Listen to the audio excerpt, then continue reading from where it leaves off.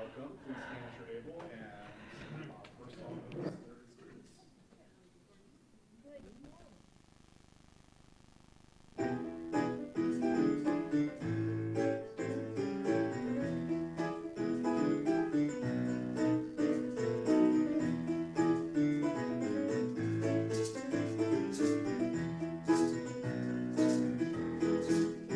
Something wonderful is happening to me today. Something wonderful is happening to you. I can feel it in my body and I know it in my mind. There is goodness in everything we do. Something wonderful is happening to me today. Something wonderful is happening to you. I can feel it in my body and I know it in my mind. There is goodness in everything we do. Something wonderful is happening to me today. Something wonderful is happening to you. I can feel it in my body and I know it in my mind. There is goodness in everything we do. There is goodness in everything we do. There is goodness in everything we do. Okay, welcome everybody. It is Thunder Sunday, and so I hope everybody had an easy time getting across the regular bridge and skipping the second street. And I'm glad you're all here, and I appreciate your being here. So the flowers are from my garden, and they are last week and this week, and this one is particularly beautiful. But all of them are, and I'd love to share them with all of you. Okay? So we light a candle. And we know that there is one life, one love, one joy, one presence, one creativity, and one health. And so as we gather here this morning, we come with the things that are working well in our lives, and we come with the things that are not working so well in our lives. And we come together to share, to support, and to love each other. And we are grateful for the opportunity. And so we let it be. We know that it is good. We know that this is our perfect, sacred time. And we celebrate that and each other. And so together we seal our words and our intentions with the words. And so it is. All right.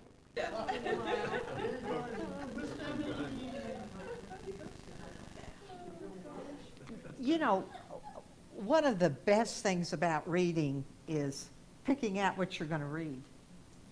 And so as late as this morning in the early hours, I had like 5 things out. Such a decision. So then I narrowed it down to this month's Science of Mine, Jane Beach, who I really like how she says things. Then I narrowed it down to 4 readings. Then I read today's, and that's what I'm doing. So all that time I spent, while enjoyable, oh well, anyway. The talk for today then is from April's Science of Mind magazine, and the day is Sunday, April 14th. And the topic is crossroads. We have to get used to the idea that at the most important crossroads in our life, there are no signs. Ernest Hemingway. Get out of the shadows. Crawl out of your basement. Open the windows of your mind. Open the doors of your soul. Ernest Holmes, This Thing Called You. Eventually, I must decide. I'm at a crossroads with the same situation that's left me frustrated far too long. Which path will I take? The one leading right back into familiar territory, or the path taking me to someplace brand new? The known path assures me that I'll keep rehashing the same predictable results. Is a big change worth it? Am I willing to risk the unknown where I can't grasp what's around the corner? Unable to see into the darkness of the unfamiliar path, fear is triggered. Within me is my constant guide, my soul, my place of calm at the crossroads. It shines as my light into that uncharted territory, seeing endless possibilities when I'm whirling amid this moment's confusion.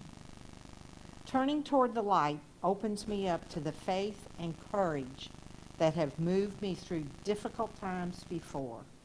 Am I willing to follow once again? The universe is in cahoots with my soul, wanting nothing more than to fulfill my highest intentions. Finally, I admit that the known is no longer enough. Something new is calling to me. I don't know for sure what it is, but I want it. What would I do if I weren't afraid? What dream would I go after if I knew I would succeed? Around the corner, I may find my answers. This situation is in my life for a reason. It's time to take a risk, let go of the old, and move in the direction of my heart's longing. When it's time for a change, I trust that the light of my own inner wisdom will guide the way.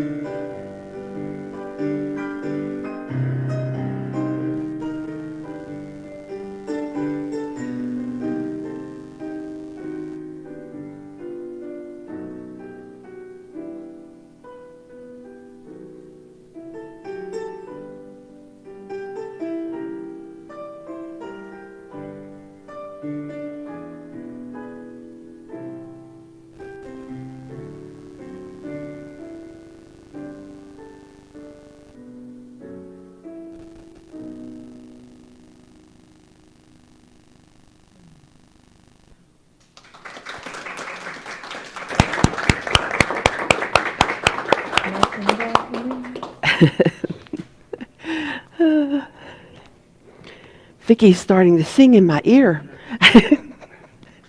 Think she was moved? All right, today we're going to continue our talk about this book, The Power of Decision.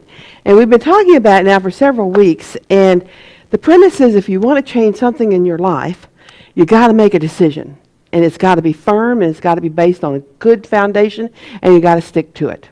Okay? So that's the premise of it, and it talks about it in different ways. And today we're going to be talking about decide to be healthy.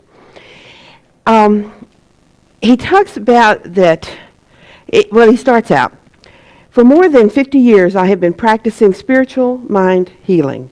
Because of my many years of practice, I am considered one of the leading authorities in this field. I know it from A to Z. The general public has always been skeptical regarding mental healing, because it has never taken the pains to study the science, which is its foundation. People found it easier to scoff at it than to investigate it. They believe it is easier to use medicine or surgery than to change the basic subconscious patterns of belief. And for them, this is truth. As I read this chapter and thought about this talk and really considered it, one of the things I'm very grateful for as being a minister is that my job is to read these kind of books. That's my job.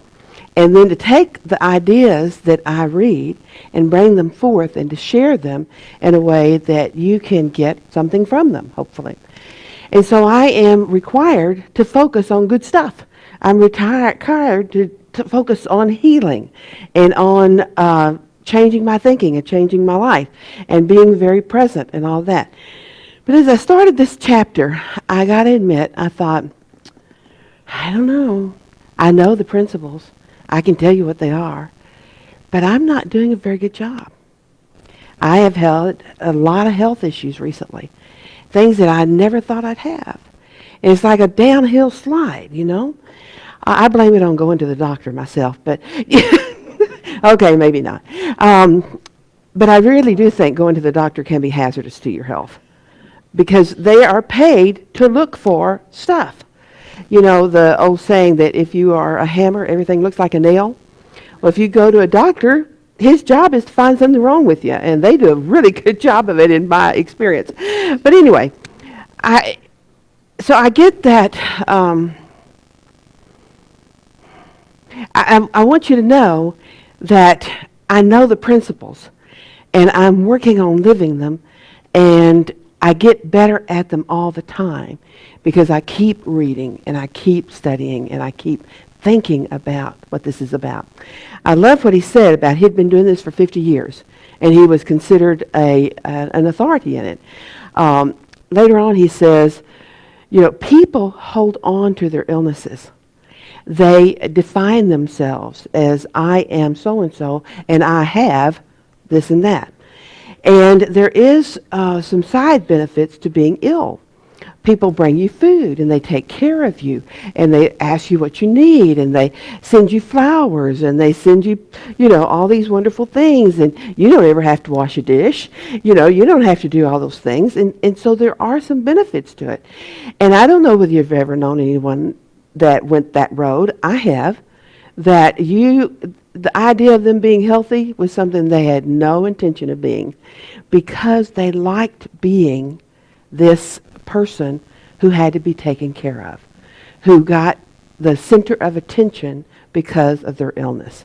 All right, and so that's something that they have to give up. And he said that he would meet with people and he would tell them that this is what they needed to do, and we'll go into it more as we go forward. This is what they needed to do, and this is how they needed to think. And they would keep trying to tell him what their symptoms were. And so he would tell them again, and then he would say, I got to go. And he'd leave. He said, there are some people you cannot help. They do not want to hear it.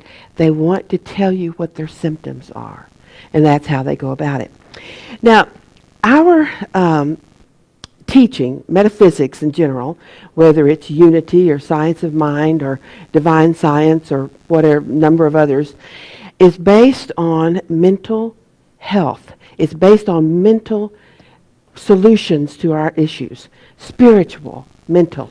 How we think creates our lives. And it's a principle that when I first heard it, I went, oh no. And a lot of people did what I did. And they said, oh no, I never created this. I never created being betrayed. I never created having to struggle for money. I never created being sick. That's not. But if you go back to it, yes, you did. It's not an easy concept to get and to hang on to and to hold your life in that presence. But the more you do it, the more you understand it. So now I know that I do create by experience. And so why have I created? You know, that question keeps coming up. It's real easy to go into guilt. You know, if I just thought better, if I just weren't this, I would not be ill. You know, that sort of thing. And so there's just a lot of swirling energies around being health. He also tells us that health is yours. It never goes away. No matter how ill you think you are, you really are health because you are spirit. And spirit is never diminished. It's never broken. It's never ill. It is the perfection that we know as God, Spirit, the I Am, mind. And so you are always perfect health. You just have appearances of not perfect health. And so to know that and to live into that is what you're called to do. So he tells the story. He knew Nona Brooks. Nona Brooks and her two sisters developed and founded Divine Science. You don't hear a lot about Divine Science anymore. They were an organization that came about the same time as Unity with the Fillmores. Dr. Barker was also a friend of the Fillmores. But he loved to talk to Nona and to the Fillmores about the early years, the early days, and what it was like. And so one night he was talking to them, and Nona shared this story. When they lived in the summer, they went to a vacation home outside of Denver. And it was very isolated, and they would be studying and doing, their things. And they had a farmer who came up to the house one day and said, you got to come. My wife is hurt. She's broken her leg, and you got to come. Because they were known as the healing ladies of Denver. And so she went, got on her horse, and away she went to the farmhouse, went in, and the woman was in agony and moaning and crying and all. And she had broken her leg in more than one place. And so Nona sat down next to the bed, and she began to pray, closed her eyes and began to pray. And as she did that, she could hear the bones moving. She could hear them coming back into place. But she just kept praying until she knew in herself that she was done. That's a secret that all the gurus tell us. You pray as long as you need to pray to get to the point where you know you're done, that you have reached that understanding and you're done. And so as she opened her eyes, the woman was laying there quietly. She no longer had any pain. And Nona said, I'll be back tomorrow. Rest, and I'll be back tomorrow. And she said, okay. So the next day, Nona went back, and the lady was on her feet, walking around, doing her housework. Dr. Barker said, could you do that now? Would that healing happen now? He said, for some, but they become more rare. Because at that time, the woman had 30 miles to the nearest doctor. And that was a long way to go. She was dependent on the things that happened in her life on her farm. And she understood that. And she had an openness to understand that there were healers in the world that could pray and ask and receive and know. Whereas nowadays, he, in his words, said, we exchanged our faith in spirit to our faith in our checkbooks.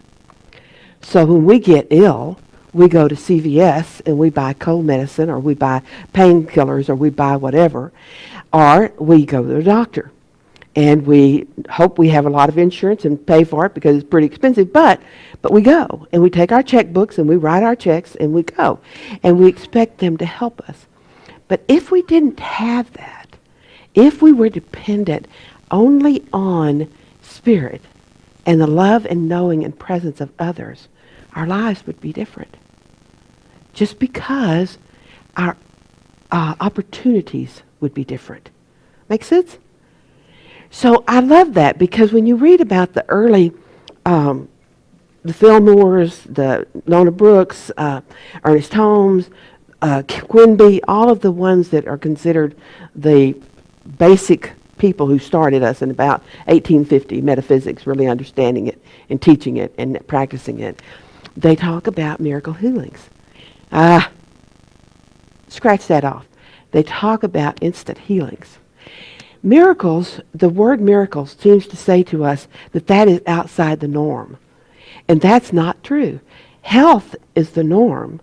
It's this other stuff that is abnormal, that is outside the realm of spirit and expression. So it's not a matter of we're going to get special dispensation. It's a matter of we're going to tie into the full understanding of what really is truth. Yeah, okay. That is such an important piece. I feel like I ought to say something else about it, but as we learn to know ourselves and know spirit in our lives, then our understanding of who we truly are will emerge. We are health. It is there. It cannot be destroyed. It is what we are. Like we are spirit in expression. That can't be changed. We are. It just simply is. We are. He was excited about psychosomatic illnesses and the study of that. And that was a new field. And he said, we're going to find out that a whole lot of illnesses, if not all, are psychosomatic.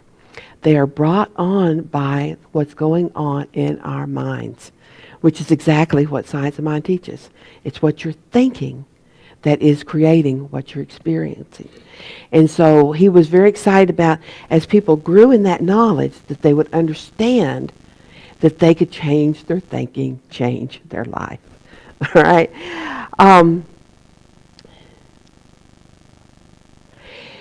He also said that people consider it difficult to change a base belief.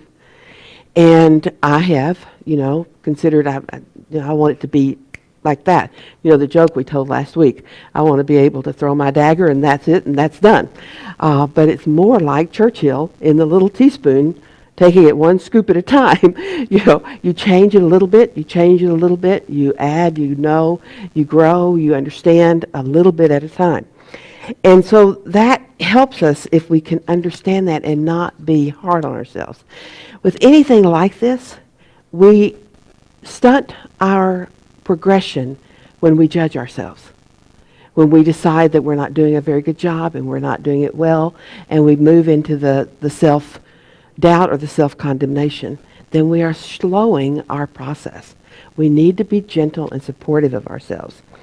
Not because we all want to be nice and sweet and all that, but because if we aren't, we can't move forward. We can't get what it is that we're looking for in our lives. Okay.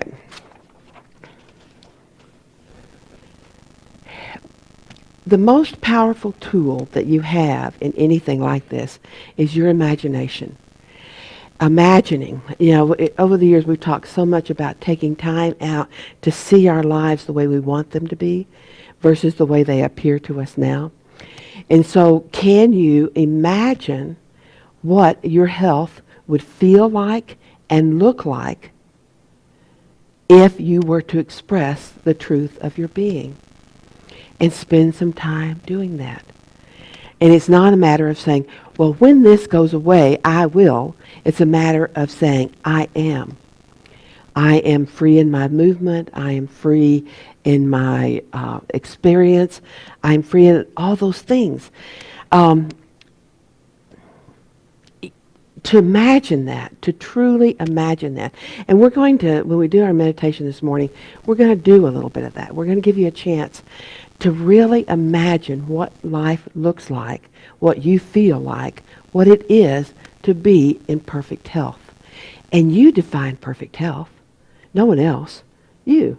Now, we all have our ideas of it, and it's being without pain and being able to move easily and being able to accomplish what you want to accomplish.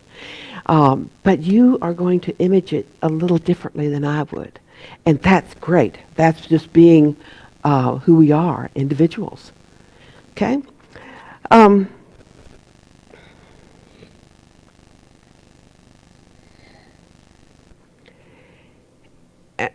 Sickness can never destroy health.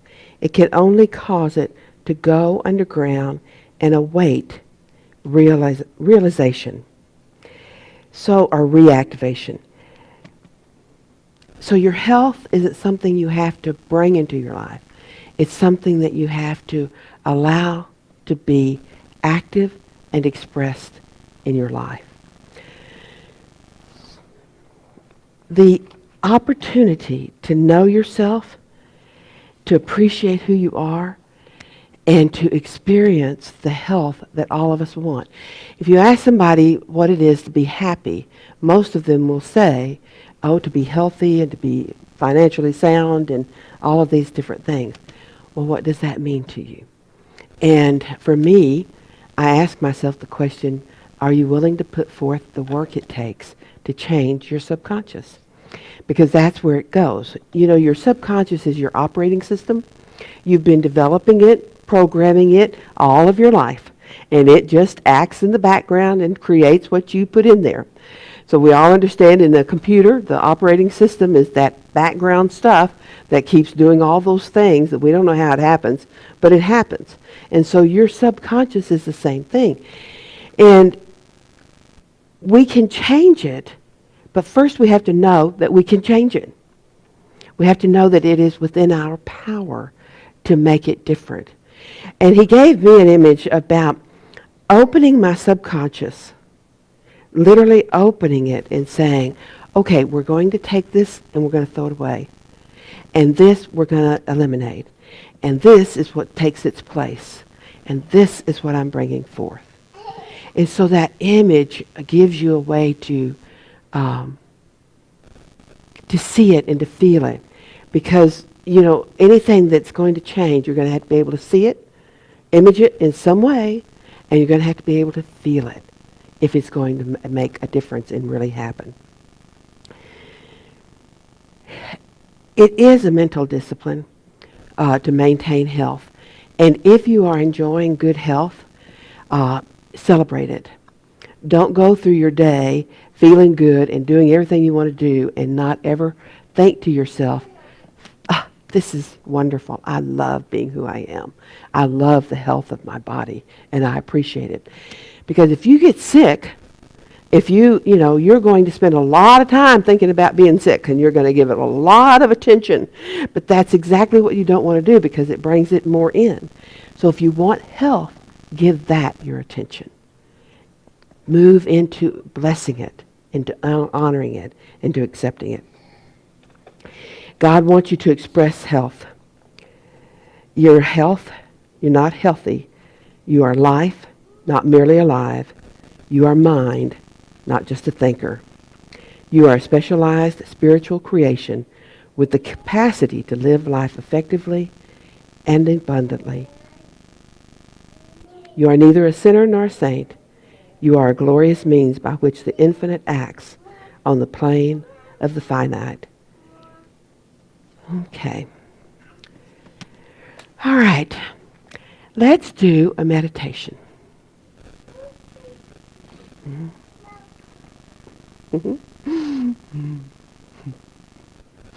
We love having children, by the way. Yeah. She's a sweetie and she's pretty.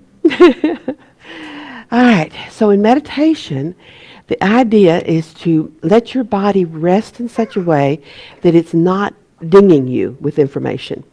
So feet on the floor and hands in your lap and head balanced over your spine and, shoulders down and knees relaxed. And take a breath. And in this moment, we're taking the opportunity to just be.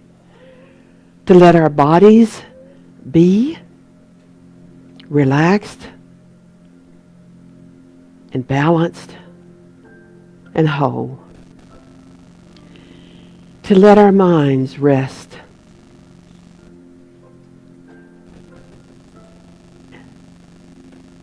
To let go of what will be and what has been to what is. And we breathe. The breath has the power to relax us. It, of course, feeds us with critical oxygen to every cell of our beings. But it has a unique way of bringing us to centeredness. And so we consciously breathe, breathing in and breathing out, and relaxing in this moment.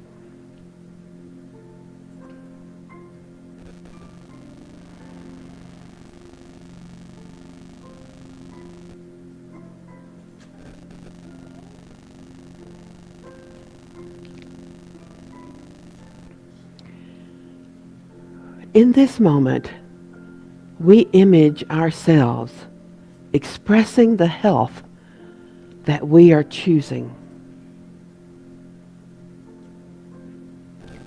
What does it look like? How does it feel? What are you doing?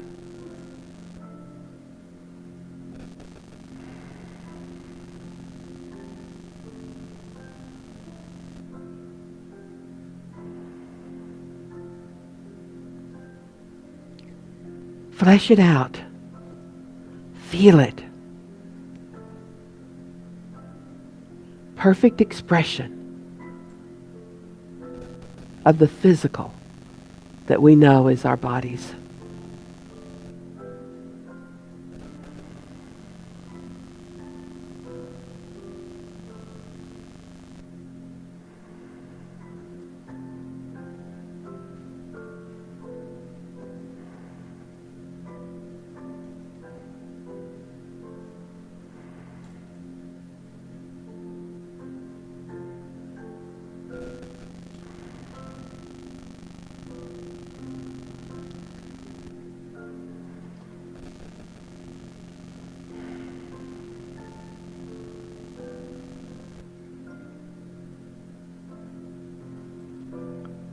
There may be some chatter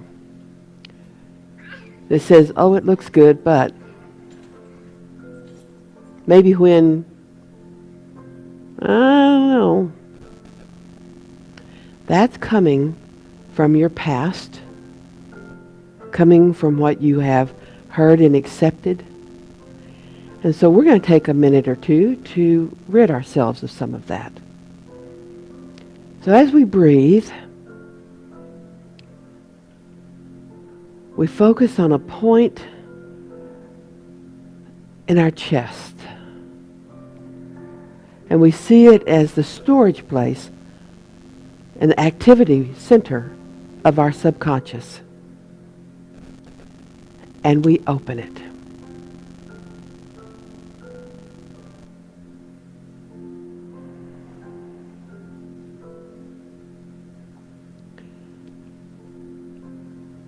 And so whatever was going on in our minds that maybe it's not for me, when this, whatever, or I can't get rid of that, it's hereditary, or it's too far gone, take that, wrap it in a nice little bow, and throw it away.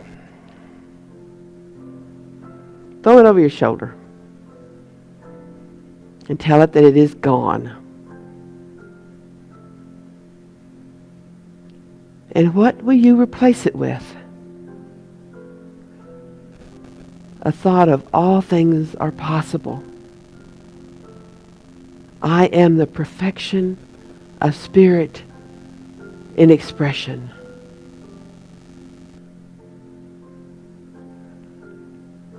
I am health.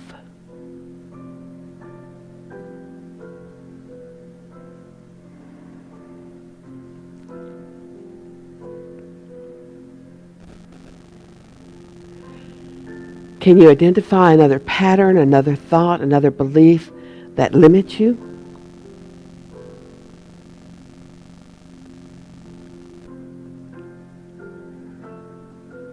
Take it, wrap it securely, tie it with a bow. You may see that it's trying to hang on. Say, nope, let go. You are no longer serving me, and I no longer accept you. And toss it away.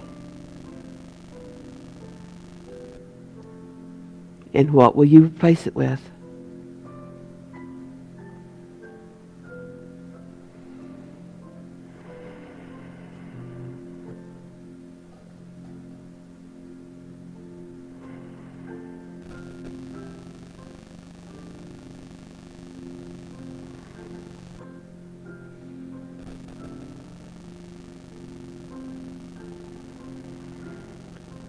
Take a deep breath. Fill your mind and heart with gratitude for your operating system.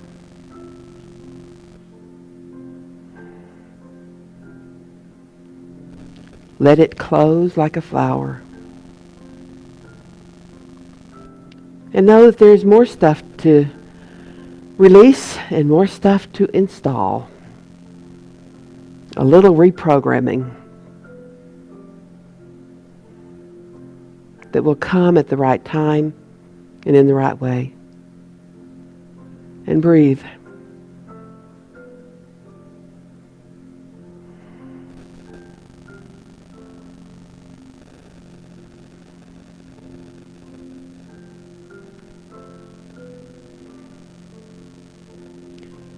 Take a moment to be joyful in this moment. Right here, right now. Feel the joy.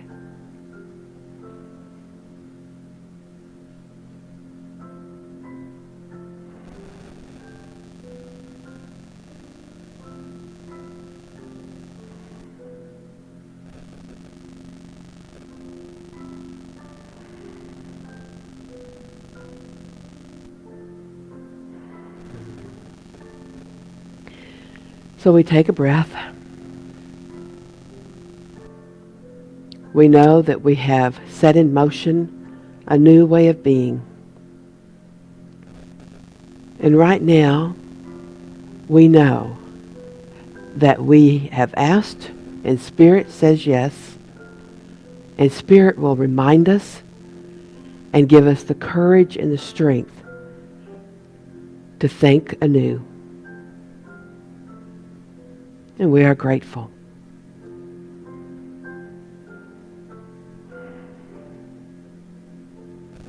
And so with a breath, we let it be, knowing that it is done, knowing that it is good, and knowing that it is a new beginning. And together, and so it is.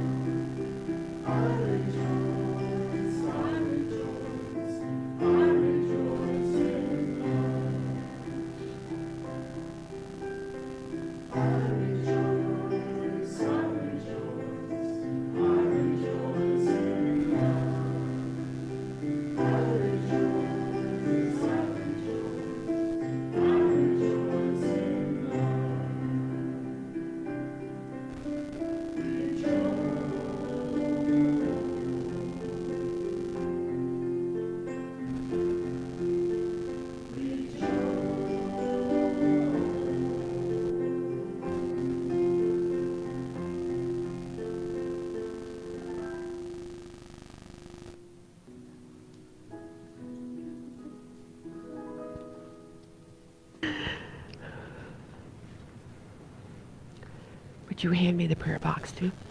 Okay. Okay, so we receive our tithes and offerings with great joy. For we know as we give, we receive. And we want to receive with great joy.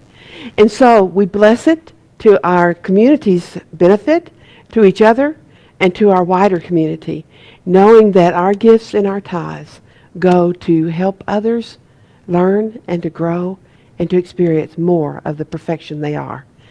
And so it is. Okay. Oh, good. I have prayer request. Okay.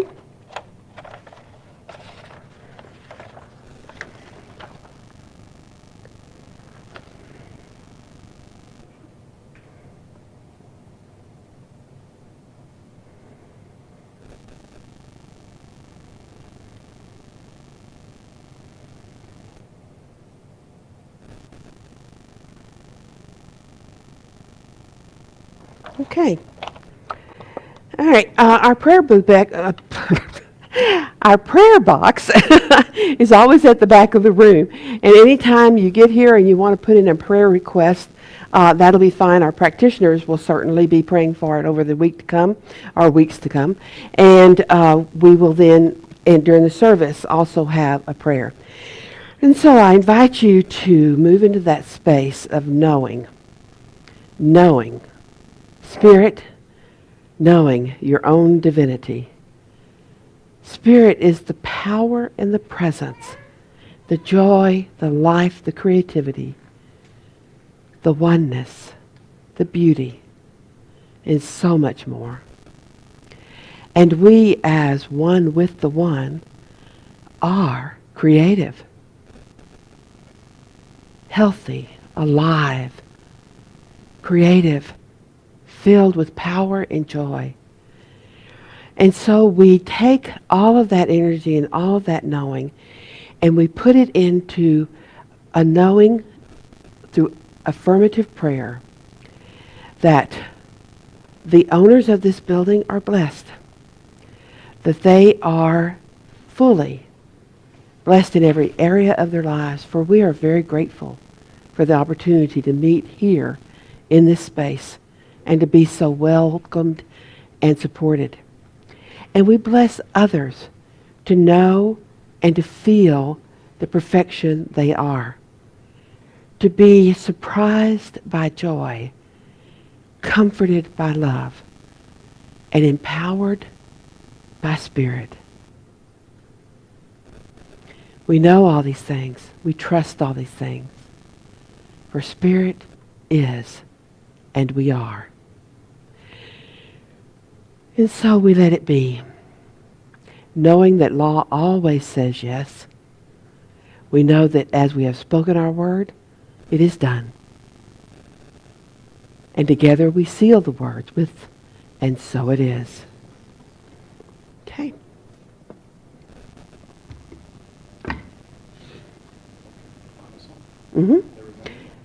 If you would like to stand, please do. I got to get out of the light.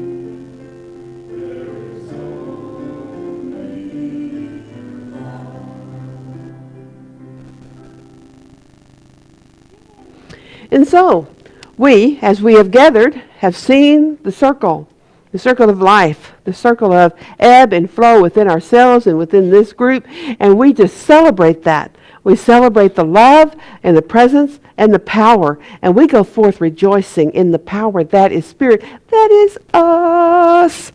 And we have a wonderful week, and we have joy in each other and in our lives.